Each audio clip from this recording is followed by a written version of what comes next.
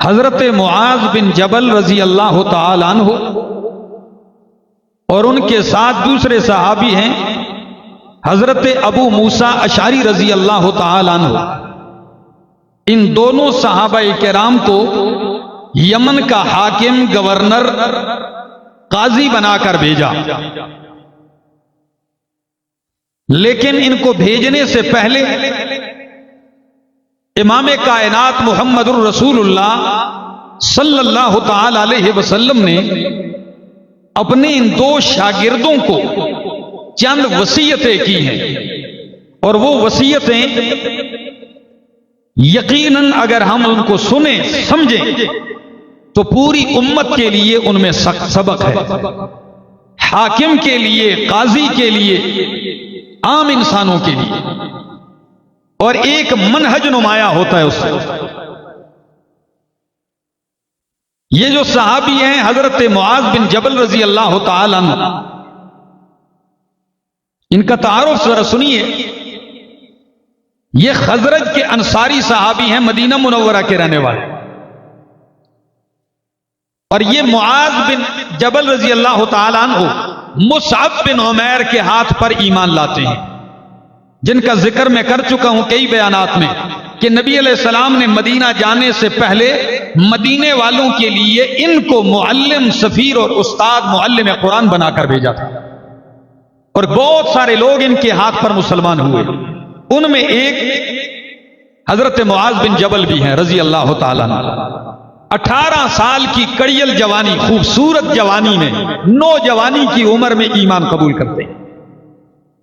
لمبے قد والے، دراز قد، گوری رنگت، بڑی آنکھیں اور خمدار بال، نفیس طبیعت کے یہ خوبصورت جوان کلمہ پڑھتے ہیں اور آپ سے سیکھتے ہیں.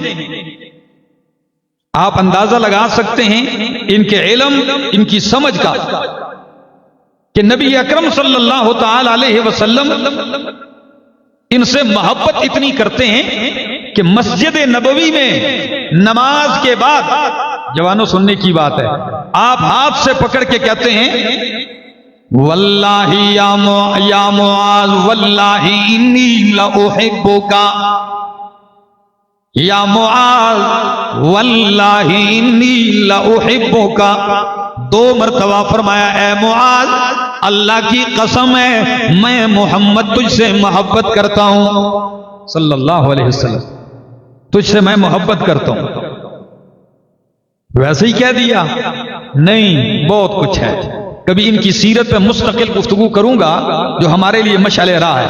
تو معاذ بن جبل اور ابو موسیٰ اشعری رضی اللہ تعالیٰ عنہ، ان دونوں کو عامل بنایا یمن کا. یمن کے ایک حصے کا گورنر حضرت معاذ بن جبل کو بنایا، اور یمن کے دوسرے حصے کا گورنر اور حاکم حضرت ابو موسیٰ اشعری رضی اللہ تعالیٰ عنہ کو بنایا. معاذ بن جبل قرآنی علم میں اتنے پختہ ہیں کہ نبی علیہ السلام نے فرمایا خذوا القرآن من 4، 4 آدمیوں سے لوگوں قرآن سیکھو.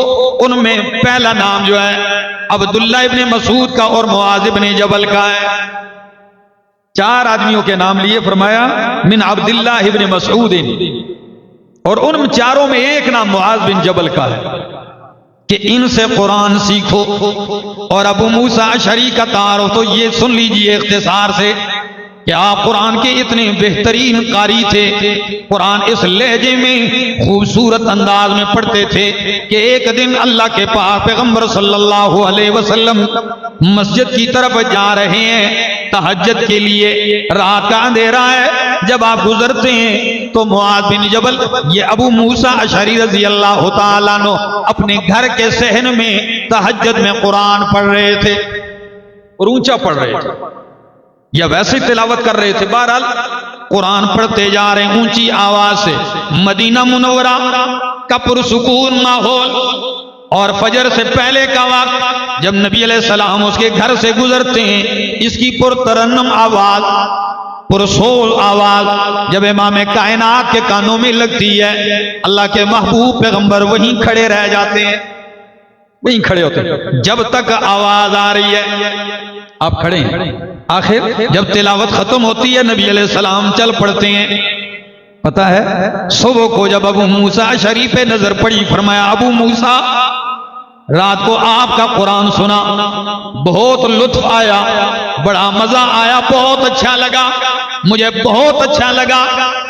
جب ابو موسیٰ اشعری نے یہ بات سنی تو ایک دم کہنے لگے اللہ کے محبوب مجھے کیا معلوم کہ میری تلاوت امام کائنات گلی میں کھڑے ہو کے سن رہے ہیں. اگر مجھے یہ پتا ہوتا کہ آپ میری تلاوت سنتے ہیں تو لحبرتہ لک تحبیرا اے والا جملتہ لک تجمیلا تو میں قرآن کو آپ کے لیے اور بھی خوبصورت آواز میں پڑھنے لگ جاتا میں اور بھی اچھے انداز سے پڑھتا. اللہ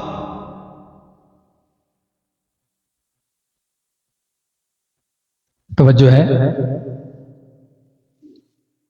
تو بات کر رہا تھا کہ یمن کا حاکم بنایا ایک حصے کا معاذ بن جبل کو اور دوسرے حصے کا ابو موسیٰ اشعری رضی اللہ تعالیٰ عنہما.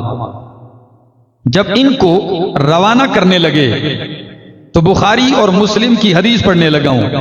نبی علیہ السلام نے فرمایا یا معاذ او معاذ انک تقدم علی قوم اہل کتاب تو اہل کتاب کی یہ قوم کے پاس جائے گا. میں جو تجھے بھیج رہا ہوں تو یمن میں یہودی اور نصارہ آباد ہیں اور یہ دونوں طبقے اہل کتاب ہیں تو اہل کتاب کے پاس جا رہا ہے. سن میرا معاذ تو جا کے کرے گا کیا؟ فرمایا فَلْيَكُنْ أَوَّلَ مَا تَدْعُوهُمْ إِلَيْهِ عِبَادَةُ اللَّهِ تیری پہلی دعوت یہ ہونی چاہیے کہ تو ان کو اللہ کی عبادت کی طرف دعوت دے. ہری پور والو امام کائنات کے سمجھانے کا انداز کہ جہاں خطیب جائے واعظ جائے مبلغ اور داعی جائے تو پہلے عوام کے بارے میں کچھ نہ کچھ اسے بتایا جائے کہ لوگ کیسے ہیں گفتگو کیسے کرنی ہے. فرمایا قوم اہل کتاب ہے ان پڑھ نہیں ہے پڑھے لکھے لوگ ہیں تو دعوت دینے کا طریقہ کیا ہوگا؟ فرمایا فَلْيَكُنْ أَوَّلَ مَا تَدْعُوهُمْ إِلَيْهِ عِبَادَةُ اللَّهِ پہلی چیز جس کی طرف تو نے دعوت دے وہ کیا ہونی چاہیے؟ عبادت اللہ کہ اللہ کی عبادت کرو کیونکہ یہ سارے نبیوں کا پہلا پیغام ہے. نوح علیہ السلام بھی قوم سے کیا کہتے ہیں؟ یا قوم اعبدوا اللہ ما لکم من الہ غیرہ. موسیٰ علیہ السلام ہود علیہ السلام ہر نبی قرآن ذکر کرتا ہے کہ ہر نبی آ کے کہتے ہیں یا قوم اعبد اللہ اے میری قوم اعبد اللہ بندگی اللہ ہی کی کرو. اور دوسری حدیث کے الفاظ یہ ہیں کہ ادعوہم او معاذ بن جبل جب تو جائے یمن میں وہاں یہودی اور نصارہ ہیں تو ادعوہم ان کو دعوت دے میرا معاذ کس کی طرف؟ الی شہادت اللہ الہ الا اللہ وانی رسول اللہ. تو ان کو یہ دعوت دیں کہ اللہ کے سوا کوئی الہ نہیں اور میں محمد اللہ کا رسول ہوں صلی اللہ تعالی علیہ وسلم. یعنی اللہ کی توحید کی طرف ان کو دعوت دے. یہ تیری پہلی دعوت ہونی چاہیے. آپ کہیں گے یہودی اور نصارہ کیا توحید کو نہیں مانتے تھے؟ جی ہاں وہ تورات کے دعوے دار تھے عیسائی انجیل کو ماننے کے دعوے دار تھے. یہودی موسیٰ علیہ السلام کی امت اور عیسائی عیسیٰ علیہ السلام کو ماننے کے دعوے دار ہیں لیکن انہوں نے اپنے پیغمبروں کی دعوت اور پیغام کو ترک کر دیا تھا اور یہ شرک میں مبتلا ہو گئے تھے. آپ کہیں گے کہاں لکھا ہے؟ یہ رب کا قرآن ہے میرے سامنے اور سورت کا نام سورت توبہ ہے. سورت توبہ اور اس کی آیت نمبر 30 ہے. قرآن کہتا ہے قالت الیہود عزیر ابن اللہ یہودیوں نے کہا عزیر علیہ السلام اللہ کے بیٹے ہیں. وقالت النصارى المسیح ابن اللہ اور نصارہ نے کہا عیسائیوں نے کہ عیسیٰ علیہ السلام اللہ کے بیٹے ہیں. ایک اچھا دوسری کوتاہی اتخذوا احبارہم ورہبانہم اربابا من دون اللہ، انہوں نے اپنے مولویوں اور پیروں کو اللہ کے سوا رب بنا رکھا تھا۔ تم مشرک بن گئے، شرک میں مبتلا تھے یہ لوگ۔ تو اللہ کے پاک پیغمبر معاذ بن جبل سے کہتے ہیں معاذ جب تو ان کے پاس جائے تو تیری پہلی دعوت ہو عبادت اللہ عز و جل، اللہ کا تعارف کروا، اللہ کی توحید ان کے سامنے بیان کر، اس لیے کہ اگر توحید نہیں سمجھا، نماز پڑھی تو کیا فائدہ، حج کیا تو کیا حاصل، زکات دیتے رہے تو کیا فائدہ، صدقے خیرات کرتے رہے تو کوئی حاصل وصول نہیں ہے۔ تو پہلی بات الا عبادت اللہ، ان کو اللہ کی عبادت کی طرف دعوت دے۔ اور یہی قرآن کہتا ہے، یہ میرے سامنے اللہ کا قرآن ہے، سورت کا نام ہے سورت آل عمران، اور سورت آل عمران کی آیت نمبر 65 ہے۔ قرآن کہتا ہے آیت نمبر 64، اللہ فرماتے ہیں قُلْ يَا أَهْلَ الْكِتَابِ، قُلْ يَا أَهْلَ الْكِتَابِ، میرا پیغمبر اعلان کر دے کہ او اہل کتاب یہودیوں اور عیسائیوں، تعالوا إِلَىٰ كَلِمَةٍ سَوَاءٍ بَيْنَنَا وَبَيْنَكُمْ۔ اللہ کتنا خوبصورت انداز ہے دعوت کا۔ او اہل کتاب تعالوا، آؤ سارے، اِلَىٰ كَلِمَةٍ، اس کلمے کی طرف، اس بات کی طرف، سَوَاءٍ بَيْنَنَا وَبَيْنَكُمْ، جو ہمارے اور تمہارے درمیان برابر ہے۔ کیسے؟ وہ کلمہ کیا ہے؟ وہ یہ اللہ نعبد الا اللہ، کہ ہم بندگی نہیں کریں گے الا اللہ، مگر اللہ کی، اور دوسری بات وَلَا نُشْرِكَ بِهِ شَيْئًا، اور ہم اللہ کے ساتھ کچھ بھی شریک نہیں ٹھہرائیں گے، کسی چیز کو بھی شریک نہیں بنائیں گے۔ وَلَا يَتَّخِذَ بَعْضُنَا بَعْضًا أَرْبَابًا مِّن دُونِ اللَّهِ، اور ہمارے بعض کو رب کے اللہ کے سوا رب بھی نہیں بنائیں گے۔ اللہ کو چھوڑ کر ہم آپس میں مخلوق کو رب نہیں بنائیں گے۔ تعالوا الی کلمۃ سواء بیننا وبینکم، یہی کلمہ ہمارے اور تمہارے درمیان برابر ہے۔ امام آلوسی فرماتے ہیں روح المعانی میں، کیسے برابر ہے؟ یعنی یہی وہ بات ہے کہ جب قرآن، تورات اور انجیل کا آپس میں کوئی اختلاف اس بات میں، یہی بات تورات کی بھی ہے اور یہی بات انجیل کی بھی ہے۔ اب آپ کہیں گے یہ کہاں لکھا ہے؟ یہ میرے سامنے رب کا قرآن ہے، اور سورت کا نام سورت بنی اسرائیل ہے۔ اللہ فرماتے ہیں وَآتَيْنَا مُوسَى الْكِتَابَ، ہم نے موسیٰ علیہ السلام کو کتاب دی، وَجَعَلْنَاهُ هُدًى لِبَنِي إِسْرَائِيلَ، اور ہم نے ان کو ہدایت بنایا، اس کتاب کو بنی اسرائیل کے لیے ہدایت بنایا۔ کیا ہدایت تھی اس کتاب میں؟ اللہ تتخذوا من دونی وکیلا، کہ میرے سوا کسی کو وکیل کارساز نہ بناؤ۔ یہ تورات کی بات تھی، یہی موسیٰ علیہ السلام کا بھی پیغام اور یہی قرآن کا بھی پیغام ہے، میرے پاک پیغمبر صلی اللہ علیہ وسلم کا پیغام بھی ہے۔ اب ذرا آئیے دیکھیے، یہ میرے سامنے اللہ کا قرآن ہے اور 29واں پارہ ہے، سورت کا نام سورت مزمل ہے، اور سورہ مزمل کی آیت نمبر 9 ہے، سوائم بیننا و بینکم، ایسے کلمے کی طرف آؤ جو ہمارے اور تمہارے درمیان برابر ہے۔ تورات، انجیل اور قرآن کا اس میں اختلاف، تو میں نے تورات کا حوالہ بھی پیش کیا 15ویں پارے سے کہ موسیٰ علیہ السلام اور تورات کا یہ پیغام تھا، اللہ تتخذوا من دونی وکیلا، میرے سوا کسی کو کارساز نہیں بناؤ گے۔ اور یہی بات قرآن کی بھی ہے، سورہ مزمل میں فرمایا رب المشرق والمغرب لا الہ الا ہوا فاتخذہ وکیلا۔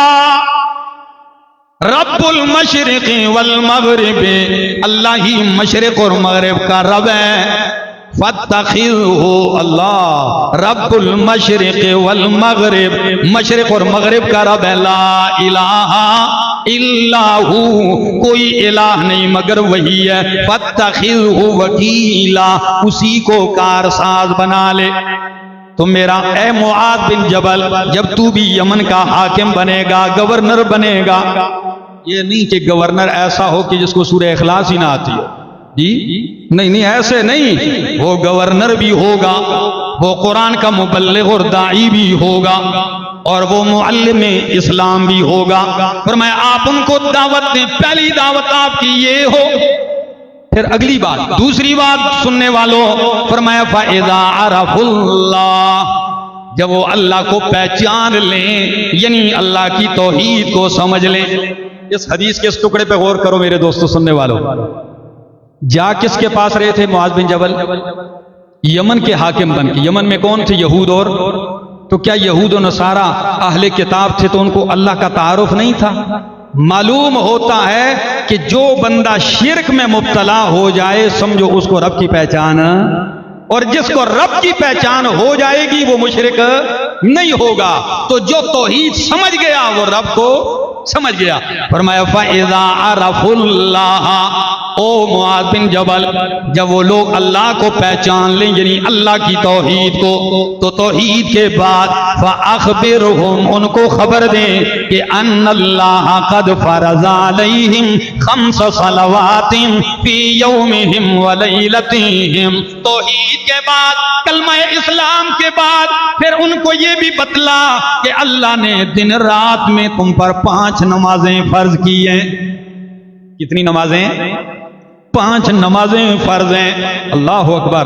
नमाज इतनी अहमियत की हामिल है मेरे दोस्तों कि ईमान के बाद, कलमा तौहीद के बाद अगर नंबर है तो वो किसका है? नमाज का है। और नमाज इबादतों में ऐसी जामे तरीन इबादत है कि नमाज सना भी है, नमाज हमद भी है, नमाज दुआ भी है, नमाज जो है तौहीद भी है, नमाज रिसालत भी है क्योंकि दुरूद भी इसमें है, और नमाज जो है अल्लाह से हम कलामी और मुनाजात का नाम भी है, तवाज़ो और इंकिसारी का नाम है। इतनी जामे तरीन इबादत है। फरमाया फिर इनको ईमान के बाद खबर दे कि इन पे दिन में 5 नमाजें फर्ज हैं, दिन रात में, यानी फजर, जोहर, असर, मगरिब और इशा, ये 5 नमाजें इन पे फर्ज हैं। दोस्तों आज लोग नमाज को अहमियत ही नहीं देते। अच्छे भले लोग हैं, सारा दिन बैठे गप्पे लगाएंगे, नमाज का वक्त होगा आप कहेंगे उठिए नमाज के लिए, कहेंगे मेरे कपड़े ठीक। तो भाई आपकी औरत है क्या? कोई हैज आया है आपको? निफास में हो? क्या है? क्या आपके कपड़े गंदे हैं? गंदे कपड़ों में आप फिरते हो सारा दिन? गंदे कपड़ों में तो रात को सोना भी ठीक नहीं है। तरीका यह कि रात को सो भी पाकीज़ा कपड़ों में, कि अगर मौत आए तो पाक लिबास में आए। और आप सारा दिन, असल बात क्या है? ये नमाज ना पढ़ने का एक बहाना है। और कईयों को अगर थोड़ी सी तरगीब दो, हमारे एक साथी थे, हम उनको कहते इंशाल्लाह अगले जुम्मे से स्टार्ट करूंगा। हाँ, अगले जुम्मे से इंशाल्लाह स्टार्ट करूंगा। हाँ, और कई लोग कहते हैं दाढ़ी जो है जब हज पे जाऊंगा ना उधर रख लूंगा। कई कहते हैं उम्रे पे जाऊंगा तो रख लूंगा। ओ भाई, नेकी के लिए ऐसे नहीं, ये फर्ज है। नमाज हर हाल में पढ़नी है। नमाज की कोई छुट्टी और मुआफी नहीं है। अगर पानी नहीं है तयम्मुम कर लो, खड़े हो के नहीं पढ़ सकते हो बैठ के पढ़ो, टेक लगा के पढ़ो, लेकिन ये कहो कि छुट्टी हो जाए तो छुट्टी नमाज की नहीं है। और मैं ईमान के बाद उनको खबर दे के उन पे नमाज फर्ज है। आइए लोगों, नमाज की अजमत तो सुन लीजिए। 700 के करीब या इसे कमो बेश लगभग अल्लाह ने नमाज का हुक्म दिया। अकीमुस सलात युकीमूनस सलात हाफिजू अलस सलावात व सलातिल वुस्ता। दोस्तों एक बात करने लगाओ, अगर दिल पे लग जाए तो रब का नाम ले लेना। अल्लाह का कुरान कहता है हाफिजू अलस सलावाती, नमाजों की हिफाजत करो, खुसूसन दरमियानी नमाज की, यानी असर की नमाज की, बल्कि अक्सर कौल ये कि असर की नमाज। और बाज मुफस्सिरीन फरमाते हैं कि 5 नमाजों में से जिस नमाज को भी देखोगे 2 उससे पहले हो जाएंगी, 2 उसके बाद हो जाएंगी, तो हर नमाज नमाज़े वुस्ता है, दरमियानी नमाज बनती है। لیکن لفظ میں جو سمجھانا چاہتا ہوں نقطہ، فرمایا حافظوا علی الصلوات، نمازوں کی حفاظت کرو۔ گرامر سمجھنے والے لطف اٹھائیں گے، احفظوا الصلوات نہیں کہا، عام عربی میں احفظوا آتا ہے، حفاظت کرو، لیکن احفظوا نہیں فرمایا۔ حافظوا باب مفعول ہے، حافظ یحافظ محافظتن، باب مفعول میں اشتراک میں الجانبین ہوتا ہے۔ پیغمبر کا قرآن، اللہ کا قرآن بتلاتا ہے حافظوا علی الصلوات، او لوگو تم نماز کی حفاظت کرو، قبر برزخ اور آخرت میں نماز تمہاری حفاظت کرے گی۔ یہ کمال ہے، حافظو میں یہ معنی چھپا ہے، تم نماز کی حفاظت کرو تو نماز تمہاری حفاظت کرے گی۔ دنیا میں کیسے کرے گی؟ اللہ مصیبتیں ڈالے گا، استعینوا بالصبر والصلاۃ، صبر اور نماز کے ذریعے اللہ کی مدد حاصل کرو تو اللہ کی مدد شامل حال ہوگی، تو گویا نماز حفاظت کا سبب ہے۔ اور دوسری بات کہ ان الصلاۃ تنہا عن الفحشاء والمنکر، نماز بے حیائی اور برائی سے روکتی ہے۔ جب نماز کی پابندی کرو گے، نماز تمہیں تمہارے گناہوں سے تمہیں بچائے گی۔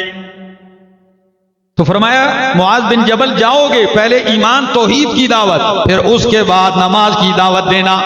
میرے سننے والوں آئیے ذرا حدیث سن لیجئے، نماز کیا ہے۔ جب آپ وضو کرتے ہیں، ترمذی کی حدیث ہے، عن النبی صلی اللہ علیہ وسلم قال، نبی علیہ السلام نے فرمایا ما منکم من احد یتوضأ فیسبغ الوضوء، تم میں سے جو کوئی بھی وضو کرے، فیسبغ الوضوء، پھر پوری طرح وضو کرے، اس میں کمی کوتاہی نہ آنے دے، اور وضو کر لینے کے بعد ثم یقول، پھر وضو کے بعد کہے اشہد ان لا الہ الا اللہ وحدہ لا شریک لہ واشہد ان محمدا عبدہ ورسولہ اللہم اجعلنی من التوابین واجعلنی من المتطہرین۔ جب یہ دعا پڑھتا ہے وضو کے بعد تو نبی علیہ السلام نے فرمایا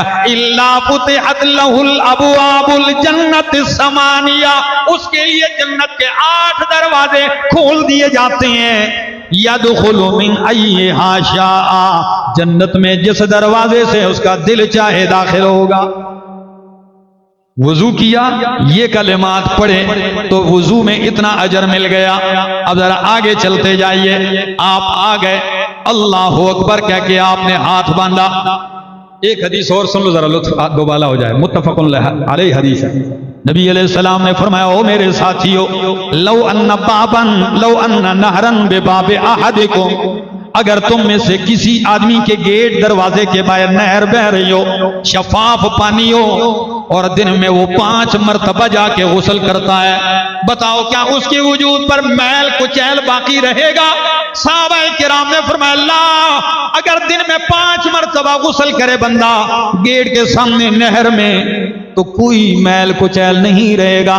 فرمایا یہی مثال 5 نمازوں کی ہے، جو بندہ 5 نمازیں پڑھتا ہے تو جس طرح 5 مرتبہ غسل والے کی وجود پہ میل نہیں رہتا، اسی طرح 5 نمازیں پڑھنے والے کی وجود پہ گناہ کا نشان نہیں رہتا، اللہ اس کے گناہوں کو مٹا دیتا۔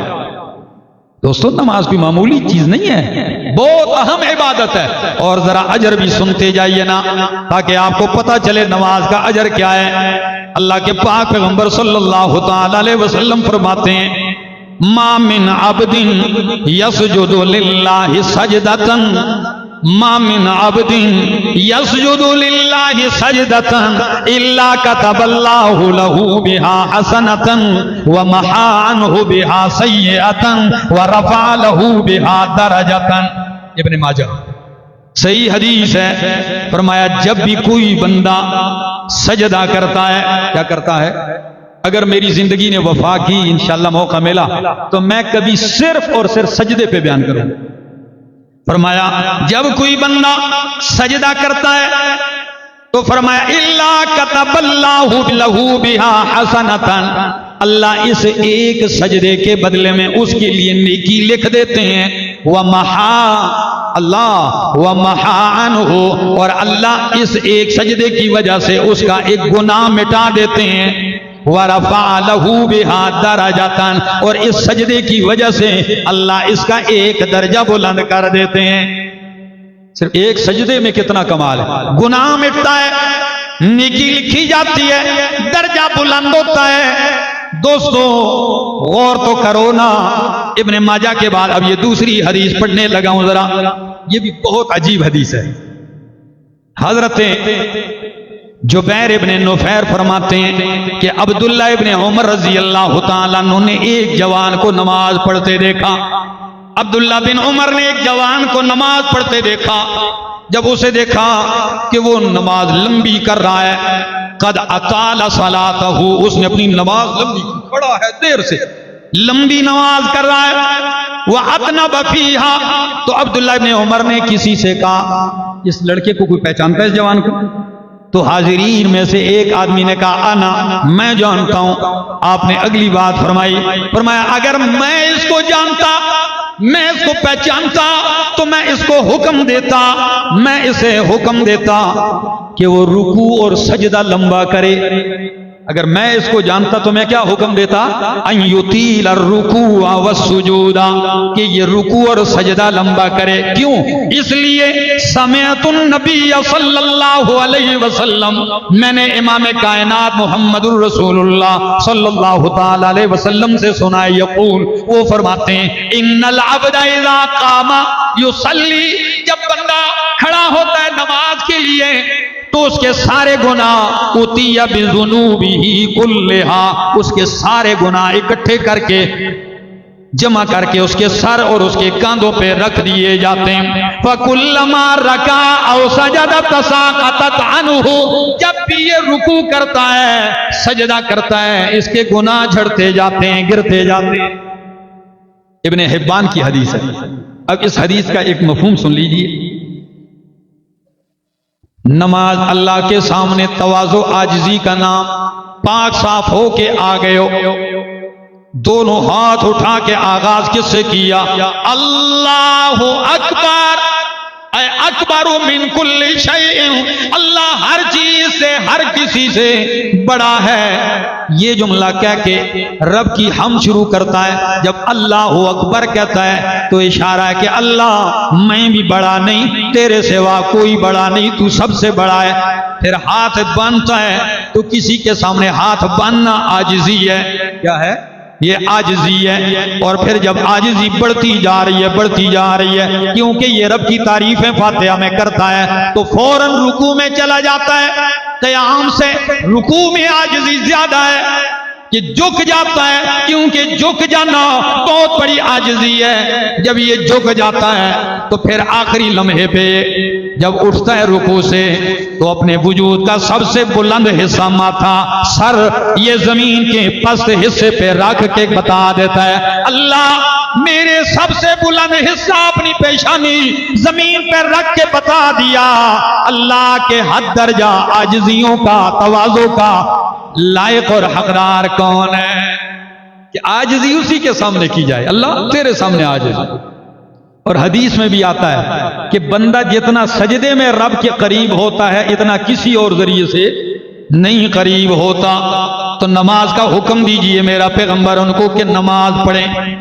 حضرت معاذ بن جبل کو حکم دیا کہ ان کو نماز کا حکم دے۔ تیسری بات فرمایا فَإِذَا فَعَلُوا، توحید بھی ہو گئی، نماز پہ بھی آ گئے، جب یہ کام کرنے لگے تو فَأَخْبِرُهُمْ أَنَّ اللَّهَ فَرَضَ عَلَيْهِمْ زَكَاةً، پھر ان کو بتا کہ اللہ نے ان پہ زکوٰۃ فرض کی ہے۔ کیا فرض کی ہے؟ ہاں، قرآن سارا پڑھو کہ اقیموا الصلاۃ وآتوا الزکاۃ، ساتھ زکوٰۃ کا بھی حکم ہے تو زکوٰۃ دینے کا حکم دیجئے۔ زکوٰۃ بھی فریضہ ہے، یہ کوئی نفلی چیز نہیں ہے، زکوٰۃ دینا کیا ہے؟ فرض ہے۔ نہیں دے گا گناہ کبیرہ کا مرتکب ہوگا، اور اگر انکار کرے گا کفر ہے۔ تو زکوٰۃ کا حکم دیجئے۔ زکوٰۃ کیا ہے؟ فرمایا تؤخذ من اغنیائہم وترد علی فقرائہم، وہ ان کے مالداروں سے لی جائے گی اور ان کے فقیروں پہ لوٹائی جائے گی۔ کیا کمال ہے خدا کی قسم! امیروں سے لی جائے گی اور غریبوں پہ تقسیم کی جائے گی۔ مسلمان سارے جو صاحب استطاعت ہیں، اگر یہ جیسے حق ہے زکوٰۃ دینے والے بن جائیں، مسلمانوں میں کوئی بھی ضرورت مند غریب نہیں رہے۔ لیکن مصیبت یہ ہے کہ ہماری کوشش ہے ہم زکوٰۃ سے کیا ہو جائیں۔ زکوٰۃ کے دنوں میں کسی مولوی سے پوچھتے ہیں کہ بچنے کا طریقہ کیا ہے۔ ایک سنہرا میرا جاننے والا تھا، میں اس کے پاس گیا، کہتا ہے جی میں یہ ٹھیک کرتا ہوں۔ میں نے کہا کیا ٹھیک کرتے ہو؟ کہتے ہیں جی بس میں پیسہ سال گزرنے ہی نہیں دیتا ہوں، زمین خریدتا ہوں۔ ہاں کہتا ہے جی زمین خریدتے جاتا ہوں تو زمین پر تو پھر زکوٰۃ نہیں ہے، کہتے بس وہ لیتا جاتا ہوں۔ میں نے کہا واہ بھائی۔ اور کئی لوگ بچنے کا طریقہ کیا کہتے، سال گزرنے ہی نہیں دیتے۔ خاوند سال گزرنے سے پہلے سارا مال بیوی کو کہتا ہے یہ تیرا تحفہ ہے، بیوی کو تحفہ دے دیتے۔ اب اس پہ زکوٰۃ کب فرض ہوگی؟ جب سال پورا ہوگا۔ وہ سال ختم ہونے سے پہلے خاوند کو کہتی ہے یہ میری طرف سے تیرا تحفہ ہے۔ واہ بھائی، آپ نے کیا سمجھ رکھا ہے اللہ کو؟ میرے دوستو، دیتا بھی اللہ ہے اور لیتا بھی اللہ ہے۔ وہ رات کے ایک لمحے میں جب زلزلہ آیا تھا تو صبح میں گیا تھا زلزلے کے علاقوں میں، جو رات کو کروڑوں پتی تھا نا، تو صبح ہوتے وہ خاک چھان رہا تھا۔ وہ امدادی فنڈ سے بسکٹ کھانے کے لیے نہیں مل رہے، اور اگر دو گے تو اللہ کا وعدہ ہے میں بڑا چڑھا کے دوں گا۔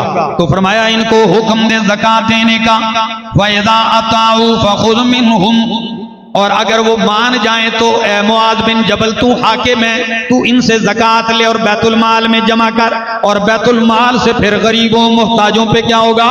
تقسیم ہوگا۔ لیکن خیال رکھنا معاذ بن جبل، ایاک وکرائم اموالہم، اپنے آپ کو ان کے عمدہ مال لینے سے بچانا۔ یہ نہیں ہے کہ زکوٰۃ لینے کے لیے جاؤ تو بکریوں میں سب سے عمدہ بکری لے لو، ہیں اسی طرح باقی چیزوں میں سب سے قیمتی نہیں، عمدہ مال نہ لینا۔ کیسے لینا؟ ردی بھی نہیں لینا، عمدہ بھی نہیں لینا، درمیانے قسم کا مال لے لینا۔ اللہ اکبر، کس درجہ تعلیم دی جا رہی ہے ایک گورنر اور ایک حاکم کو، جو معاذ بن جبل ہیں، یمن کا گورنر بنایا جا رہا ہے۔ فرمایا اے معاذ اگلی بات بھی سن لے، واتقی دعوت المظلوم۔ او معاذ تو حاکم ہوگا، گورنر ہوگا، میری ایک بات یاد رکھ، اتقی دعوت المظلوم، مظلوم کی بد دعا سے بچتے رہنا۔ کس کی بد دعا سے؟ مظلوم کی بد دعا سے بچنا، کسی پہ ظلم نہ کرنا۔ اگر مظلوم کی آہ لگ گئی تو تیرا بچے گا کچھ بھی نہیں۔ اتق دعوت المظلوم۔ آج حکمران ظلم پہ تلے ہوئے ہیں، وہ سمجھتے ہیں ہمیں کوئی پوچھنے والا نہیں۔ اتق دعوت المظلوم، مظلوم کی آہ سے بد دعا سے بچ، کیوں؟ فَإِنَّهُ لَيْسَ بَيْنَهَا وَبَيْنَ اللَّهِ حِجَابٌ، مظلوم کی بد دعا اور اللہ کے درمیان کوئی پردہ رکاوٹ نہیں۔ مظلوم کی بد دعا اور اللہ کے درمیان کوئی رکاوٹ نہیں۔ کیا مطلب ہے؟ دیر نہیں لگتی، فوراً قبول ہو جاتی ہے۔